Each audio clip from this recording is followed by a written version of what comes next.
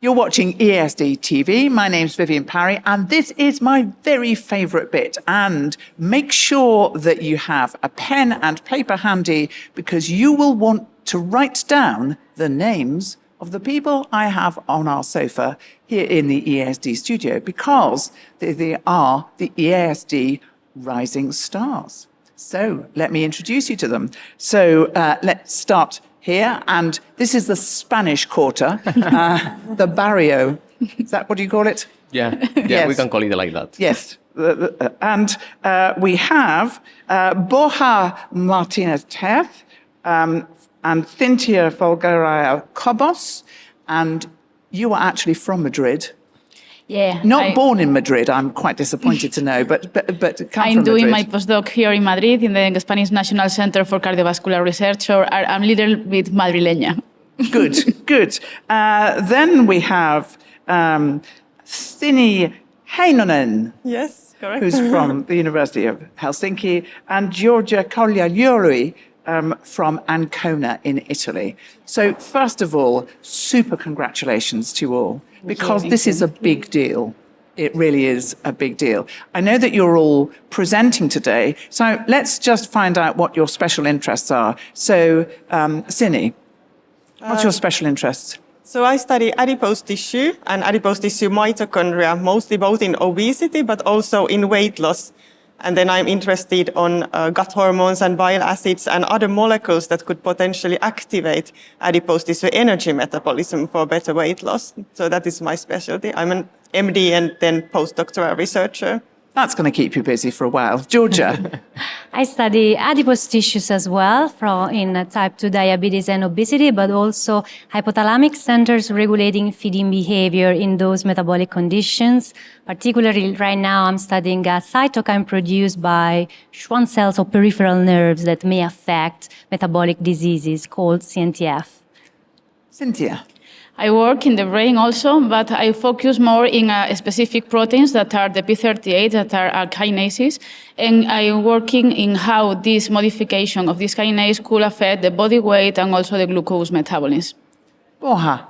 Yeah, I am working in how non-pharmaceutical interventions can modulate the human bone adipose tissue, and also now having a special focus in women physiology. Magnificent. So just tell me, I know that you were told about this award back in April. What did you feel when you were given the news? Borja? I did not believe it at first because I applied. This was my 4th year that I applied. So I got 3 rejections. So I was not expected to get it awarded. So I was really, really surprised and happy. There's a lot of imposter syndrome. Yes. How about the rest of Yes.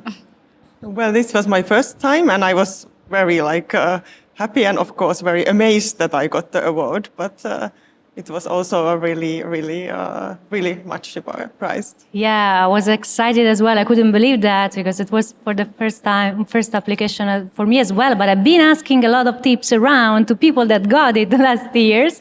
And no, I'm just joking, but I was pretty excited and surprised.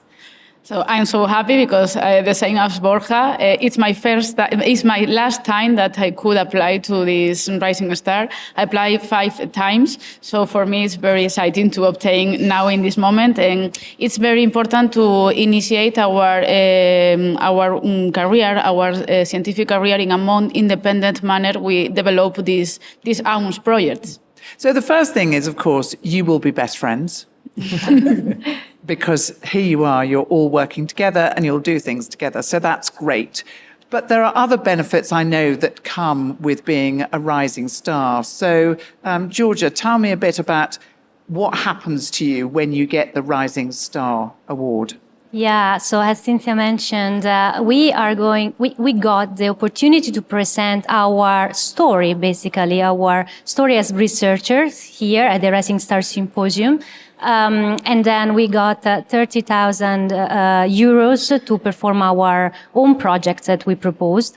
And so that's an amazing opportunity for us to be in the right track for independence. And that is critical for young researchers, young scientists like us, because it means to build a real story, to be also credible for, in the world of science. Yes. That's really true. So that's the main things that you achieve. Well, I think you're all highly credible. Yeah. I wish you luck with your presentation. And if you want to see the Rising Stars Symposium, you can see it on demand. And as I said, write down their names, because these will be risen stars of the future.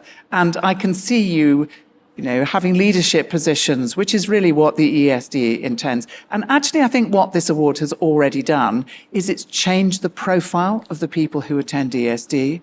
It's much, much younger now, and it's very buzzy. So congratulations again.